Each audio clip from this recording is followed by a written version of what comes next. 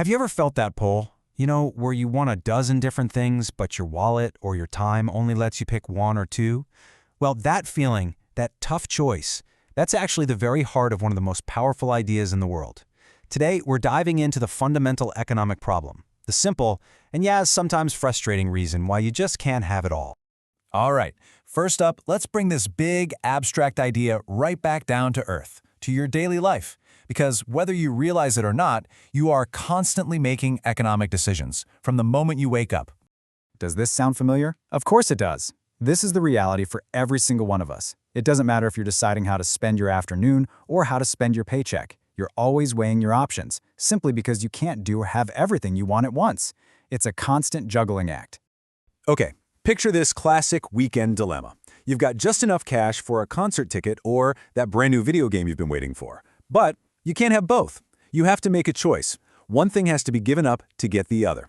This, right here, is called a trade-off, and it's a choice we're all making all the time. And that feeling, right in that moment of decision, that is the core problem of economics in a nutshell. It's this constant challenge of trying to satisfy our seemingly endless wants with our very limited resources. So, let's really dig into this fundamental conflict, because it's a two-sided coin. On one side, we have our wants, which are pretty much unlimited, and on the other, our resources, which are definitely not. So here's the textbook definition. What does that actually mean in plain English? Well, the whole economic problem exists because of a simple clash. We humans want everything, but the stuff we need to get everything is scarce. And to make it even more complicated, those scarce resources can be used in all sorts of different ways. This image just nails it, doesn't it? Over on the left, you've got this flood of all the things we want and desire. And on the right, the finite, limited pool of resources we actually have to make them happen. That huge gap in the middle, that's where the problem of choice lives and breathes. So when we say resources, what are we really talking about? It's so much bigger than just money. In economics, a resource is basically anything that can be used to produce goods and services. That includes the obvious stuff like forests, oil, and water. But it also includes human resources, like your skills, your intelligence, your labor, and even your time. To make sense of all this, economists usually split these resources into two big buckets. First, you've got your natural resources, things that come straight from the earth, like water and coal. And then you have man-made resources. These are things we've created, like factories, roads, tools, and technology that help us produce everything else. Okay, so we've seen how this works for you and me, for individuals. But what happens when you scale this up to an entire country, or even the whole world? Well, this exact same problem of scarcity forces every single society to answer three huge, fundamental questions. And this is a massive point, something Professor Lionel Robbins really hammered home. This isn't just a personal headache. Scarcity is the universal condition. It's what forces entire economies to make really tough choices. Think about it. If our resources were unlimited, there wouldn't be an economic problem to solve. And because of this universal problem, this scarcity we all face, every single society on the planet, from a tiny island nation to a global superpower, has to figure out the answers to a universal set of questions. And here they are, the big three. First, what are we going to produce with the limited stuff we have? Second, how are we going to produce it?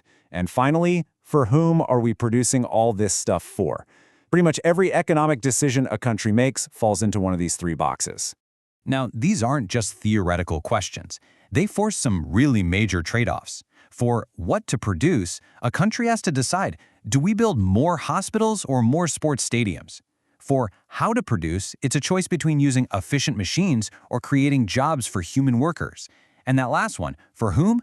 That's the big one, about how the economic pie gets sliced up.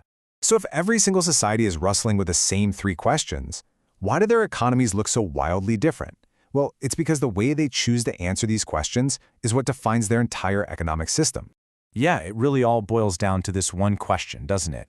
Who gets to decide the answers? Is it the government calling the shots? Is it private businesses and the free market? Or is it some kind of mix of the two? How a society answers that is everything. This table breaks down the different approaches really well. So in a capitalist system, for example, profit and consumer demand are king. Businesses make whatever sells for whoever has the money to buy it. In a socialist system, the government, at least in theory, makes these calls based on what it thinks society needs. And then you have mixed economies, which, let's be honest, is what most countries actually are, where they try to find a balance between market freedom and government intervention.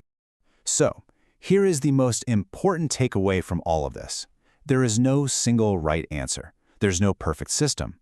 Each one, capitalism, socialism, a mixed economy, they all have their own strengths and their own weaknesses.